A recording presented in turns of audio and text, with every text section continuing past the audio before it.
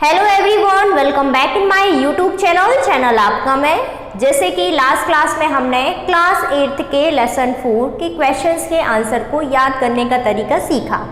आज हम सीखने जा रहे हैं लेसन 5, जो कि एक पोयम है जिसका टाइटल है द माइजर एंड हिज गोल्ड, कंजूस और उसका सोना। इसके क्वेश्चंस के आंसर को याद करने का तरीका। तो चलिए बिना टाइम वेस्ट किए इस तरीके को सीखना और समझना शुरू करते हैं। जैसे कि लास्ट क्लास में मैंने आपको बताया था कि किसी भी क्वेश्चन की शुरुआत WH वर्ड से होती है और उसका स्ट्रक्चर भी बताया था, मतलब उसका सूत्र भी मैंने बताया था कि क्वेश्चन कैसे बनते हैं। ठीक है, तो उसका स्ट्रक्चर की शुरुआत WH वर्ड से होती है, ये हमें पता है। फिर उसके बाद हेल्पिंग वर्ब आती है, सब्जेक्ट आता है, मेन वर्ब, फिर ऑब्जेक्ट, फिर क्वेश्चन मार्क। क्वेश्चन मार्क इसकी मेन पहचान है। ठीक है, अब हम इसकी बात करें इसके आंसर की, तो इसके आंसर को भी हम इसी क्वेश्चन से लेते हैं, वो भी मैंने आपको बताया था। तो इसमें सब्जेक्ट आता है पहले, फिर इसी से हेल्पिंग वर्ब लेते हैं और इसी से मेन वर्ब लेते हैं और फिर इसी से ऑब्जेक्ट और आगे बढ़ता जाता है। किसी केसेस में ऐसा होता है कि इससे मेन वर्ब नहीं लेते हैं, हमें मन से लगानी पड़ती, मीन्स वो क्वेश्चन के आंसर के अकॉर्डिंग ही उसमें मेन वर्ब लगती है। ठीक है, परंतु इसमें जो सब्जेक्ट है वो हमें क्वेश्चन से ही लेते हैं।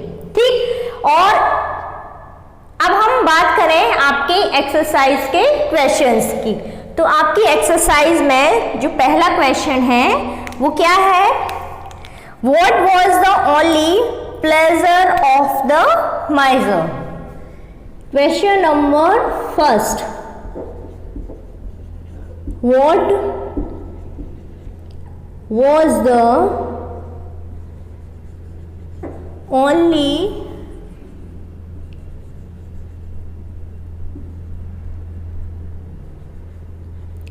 pleasure of the माइजर? कंजूस की खुशी किसमें थी? कंजूस की खुशी किसमें थी? इसके आंसर को लिखने के पहले सबसे पहले हम इसको देखें कि जो स्ट्रक्चर हमने लिखा है वो इस सेंटेंस को फॉलो कर रहा है कि नहीं। ठीक है, ये हमारा क्या है? WH word. वॉज ये हमारी मेन वर्ब है। हेल्पिंग वर्ब तो है, परंतु यहाँ पर इस सेंटेंस में ये क्या है? मेन वर्ब है। The only pleasure of the माइजर यहाँ पर सब्जेक्ट है। फिर इसका स्ट्रक्चर तो अलग बनेगा, तो उसका स्ट्रक्चर कैसे होगा? क्वेश्चन पूछने का तरीका कैसे होगा? इसमें सबसे पहले WH वर्ड आएगा इसमें, फिर मेन वर्ब, फिर सब्जेक्ट, फिर अदर वर्ड आते हैं। ठीक है, और फिर लास्ट में आता है क्या? Question mark. ठीक है, इसका जो क्वेश्चन हुआ, इस टाइप के जब हम आपको सेंटेंस में लेंगे, इस टाइप का जब क्वेश्चन पूछा जाता है तो उसके लिए ये स्ट्रक्चर है। इसके आंसर का फिर तरीका क्या होगा?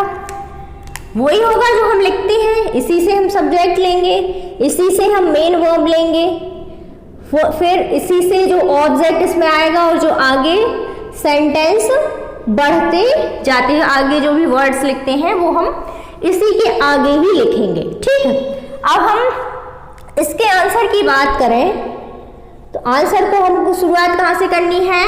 सब्जेक्ट से। सब्जेक्ट क्या है हमारा? The only pleasure of the miser. क्या है? The only pleasure of the miser. फिर मेन वर्ब क्या है? वॉज। ठीक है, फिर the only pleasure of the miser was to see his treasure every day. उस कंजूस की खुशी किसमें थी? कंजूस की खुशी अपने खजाने को रोज देखने में थी। ठीक है, अब हम चलते हैं आपके क्वेश्चन नंबर सेकंड की ओर। तो क्वेश्चन नंबर सेकंड क्या है आपका, what did the rover do with the gold. Question number second, what did the rover do with the gold. उस लुटेरे ने सोने के साथ क्या किया, उसके खजाने के साथ क्या किया। तो इससे पहले हम इसको भी देख लेते हैं कि ये जो सेंटेंस है हमारा वो इस स्ट्रक्चर को फॉलो कर रहा है कि इस स्ट्रक्चर को। ठीक है, तो सबसे पहले हमें मिला WH वर्ड, डिड यहाँ पर helping verb, the robber subject, do main verb with the gold object. Means ये जो सेंटेंस है जो इस स्ट्रक्चर को फॉलो कर रहा है, तो इसका आंसर हम इस स्ट्रक्चर के हिसाब से देंगे। ठीक है, तो आंसर की शुरुआत कहां से करेंगे, एज यूजुअल सब्जेक्ट से। सब्जेक्ट क्या है हमारा, द रॉबर, द रॉवर। फिर मैंने आपको बताया था लास्ट क्लास में कि जब किसी भी सेंटेंस में या क्वेश्चन में डिड हेल्पिंग वर्ब आती है तो हम इस डिड हेल्पिंग वर्ब को नहीं लिखते हैं। अब डिड हेल्पिंग वर्ब को नहीं लिखते हैं तो फिर क्या करते हैं, इसमें डिड हेल्पिंग वर्ब को नहीं लिखते हैं, परंतु जो उसमें मेन वर्ब होती है ना उसकी सेकेंड फॉर्म को लिखते हैं, इसके मेन वर्ब की सेकेंड फॉर्म को लिखते हैं। पर मेन वर्ब क्या है, इसमें है डू की सेकेंड फॉर्म क्या है, डिड ही होती है। ठीक है, परंतु इसमें हमें इसकी मेन वर्ब ही नहीं लेनी है, इसके आंसर के अकॉर्डिंग ही हमें मेन वर्ब लगानी है। तो इसके आंसर में क्या होगा, कौन सी मेन वर्ब लगेगी, the robber took. Take means होता है लेना। ठीक है, टेक, टुक और टेकन। टेक की ये सेकेंड फॉर्म है इसलिए हमने ये लिखी took. The robber took away with his gold. जो रॉबर था वो उसके सोने को लेकर भाग गया। ठीक है, अब हम बात करें इसके क्वेश्चन नंबर थर्ड की। तो क्वेश्चन नंबर थर्ड क्या है आपका, Why did the miser make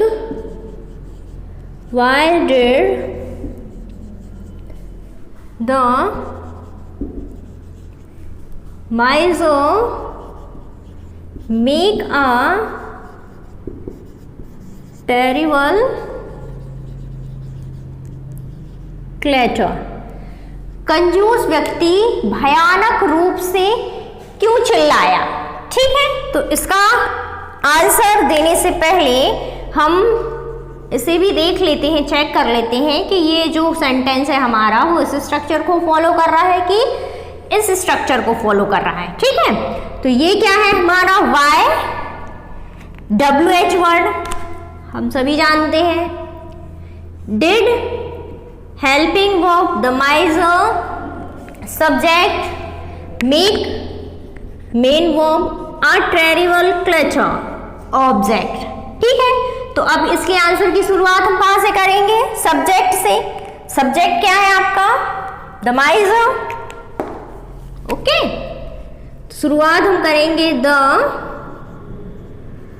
माइजर। अब मैंने आपको अभी बताया कि जब सेंटेंस में किसी भी क्वेश्चन वाले सेंटेंस में डिड हेल्पिंग वर्ब होती है तो उसको हम नहीं लिखते हैं। ठीक है, अब डिड नहीं लिखते हैं तो क्या करते हैं, मेन वर्ब की सेकंड फॉर्म लिखते हैं। मेन वर्ब यहाँ पर क्या है, मेक। क्या है मेन वर्ब, मेक। मेक की सेकंड फॉर्म मेड और थर्ड फॉर्म भी मेड। तो सेकंड फॉर्म लिखनी है हमको, सेकंड फॉर्म क्या है, मेड। तो द माइजर मेड a ट्रेरिबल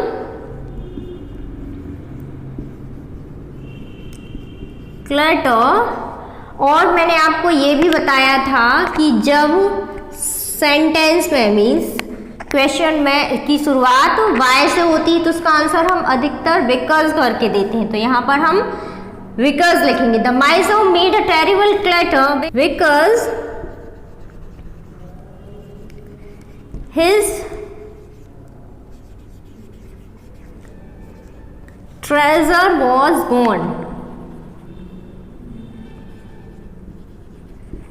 वह भयानक रूप से क्यों चिल्लाया? क्योंकि उसका जो खजाना था वह खो चुका था, इसलिए वह भयानक रूप से चिल्लाया। ठीक है, अब बात करें इसके क्वेश्चन नंबर 4 की। क्वेश्चन नंबर 4 क्या है? What did the neighbors ask the miser? What did the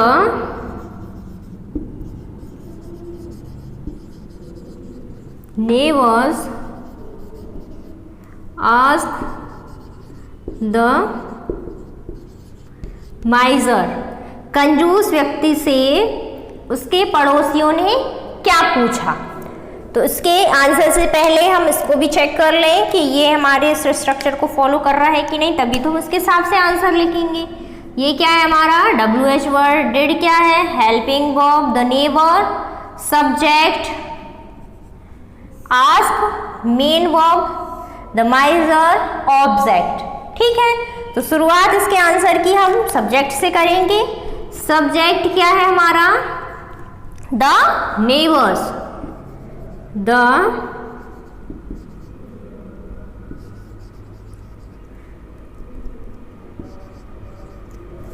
neighbours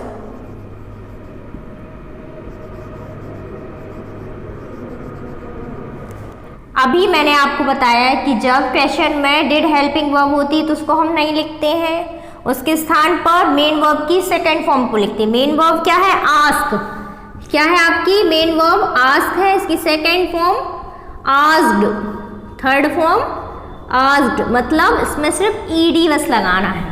ठीक है, तो इसमें लगाएंगे लिखेंगे हम asked the माइजर what was the matter, what was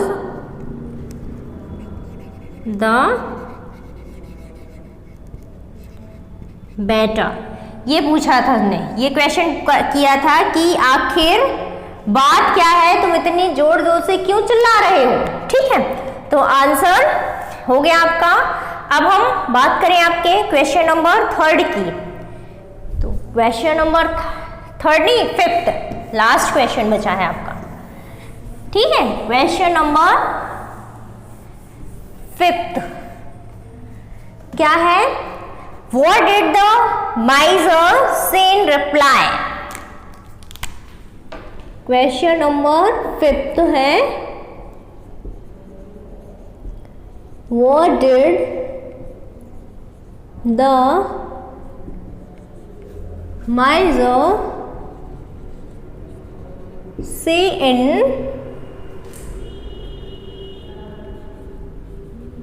reply? ठीक है, कंजूस व्यक्ति ने क्या उत्तर दिया।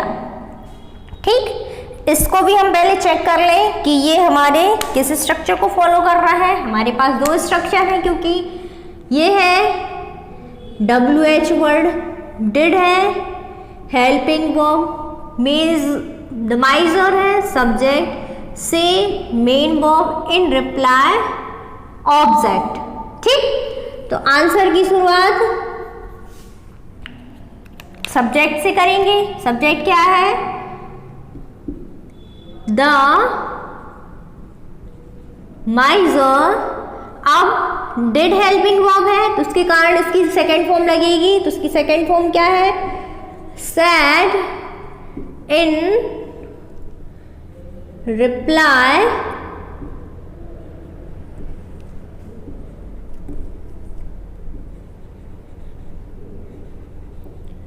दैट कंजूस व्यक्ति ने उत्तर दिया कि the robber had run away